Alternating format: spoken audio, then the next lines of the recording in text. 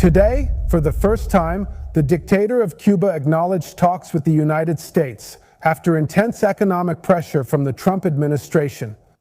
Now, to bring more information, we have Kevin Cork with us. Good evening, Kevin. Good evening, Charlie. In fact, there are three aspects to this Cuba story tonight that together seem to point to a major change on the island in the not-too-distant future. On one hand, the biggest news of the day is, as you mentioned, the president of Cuba, Miguel Díaz-Canel, confirming today that his government is negotiating with the Trump administration and that the talks are serious and sensitive.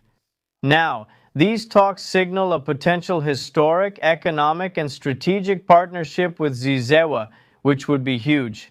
By the way, the announcement comes as the island continues to struggle and suffer through one of the worst economic shocks in its history, thanks in part to the oil embargo led by Zimi Enos, which has prevented fuel from entering the country for about 3 months. The resulting lack of power, food, and recurring blackouts have led to unprecedented protests, which frankly have cast doubt on the fragile control of the leadership over the island's inflamed masses.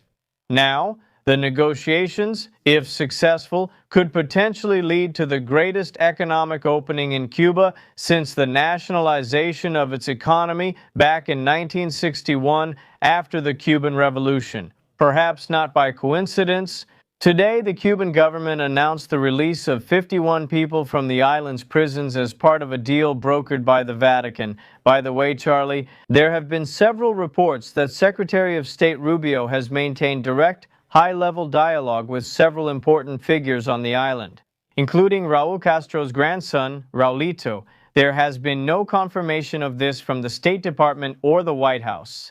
On the other hand, there's also no way to deny it, Charlie. The Cuban government is talking to us. They're in big trouble. As you know, they have no money. They have nothing right now, but they're talking to us. And maybe we'll make a friendly acquisition of Cuba. Why? And what about Cuba? We might very well end up making a friendly acquisition of Cuba, but when? As for the people, sir? After many, many years, we've been dealing with Cuba for many years. I've been hearing about Cuba since I was a boy. But they're having big problems, and we very well could.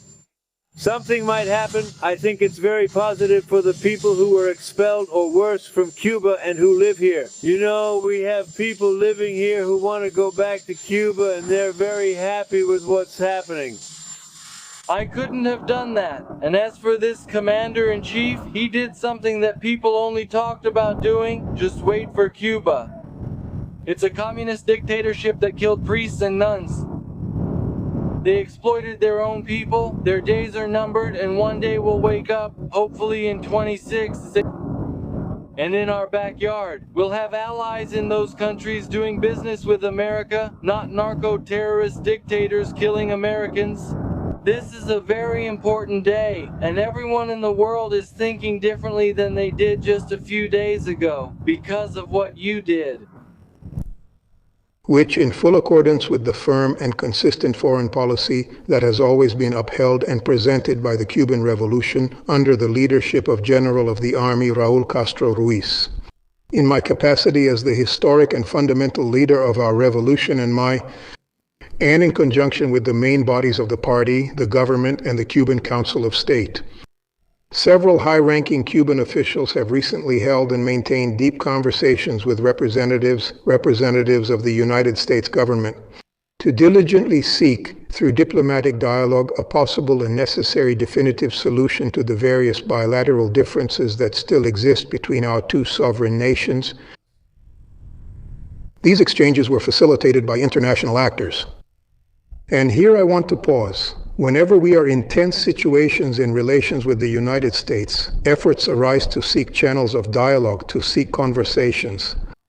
This is not the first time Cuba has entered into a conversation of this kind. I believe the most recent example was the way General do Exército conducted negotiations with President Obama not long ago, and we all know the results very well of those conversations. Well, now, some international groups of actors have also shown support for this. The development of these indicators. What are the goals we seek with these conversations? What are the objectives we set for ourselves? Well, first of all, to determine what the bilateral issues are that need to be solved.